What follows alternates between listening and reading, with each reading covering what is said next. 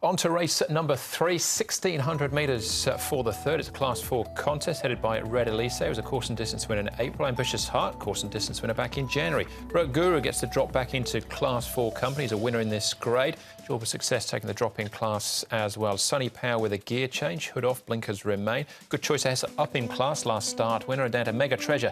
Third over the 1,400 last time out. Gets up to the mile for the first time here. Yeah, it's not a race that's overburdened with likely leaders. I think Royal Chocolate will probably slide across from his wide gate. He has been relatively prominent in the past. The map looks pretty good for Sunny Power, who will be well fancied. He'll just be able to settle in behind that early pace. That map has Ambitious Heart slotting one out, one back, which would be a good spot for him. He hasn't raced for a couple of months. He's had 2 trials since his last race start back at the end of March, but he's moving nicely in the mornings and drawn barrier number 4, so he's got a nice barrier to go with that. We move on to Good Choice Ahead, who, of course, is a last start winner. He took 16 starts to break his maiden status, but he did it in good style. Drawn barrier 1, Chad Schofield on, up in class, but gets the lighter weight. He still looks good. All right, OK. We're going to kick things off here with the Full Bloom, who finished third with Red Elise. A little bit disappointed. It was a big price, but I remember Paul was still spruiking his chances.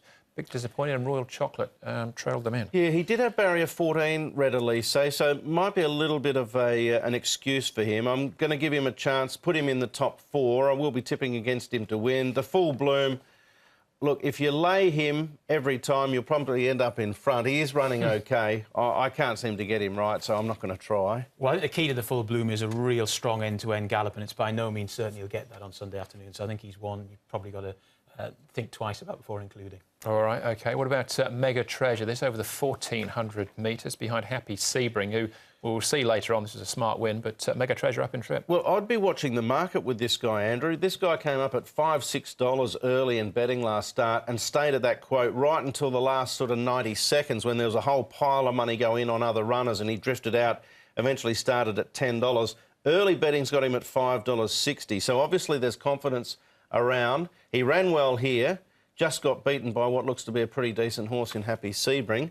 Low barrier, lightweight, just a bit more distance. He's run the 1650 at Happy Valley a couple of times. I think the 1600 here at Sha Tin, the longer stretches, will suit him better. So I think he's interesting, yeah. All right, let's make a treasure. And then Sunny Power, Zach Purton in the saddle here for Francis Loy. He hasn't been beaten far in his last few starts. They take the hood off on Sunday.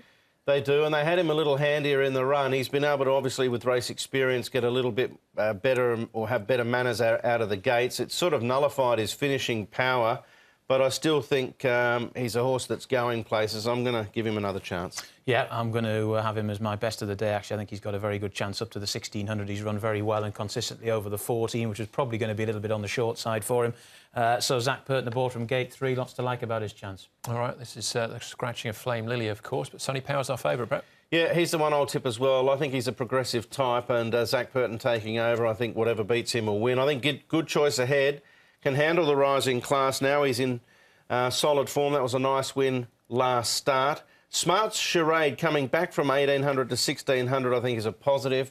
And Red Elise's drawn better, 6, 8, 5, 1. Happy to play a trio and obviously include in that trio the erratic, heroic Guru.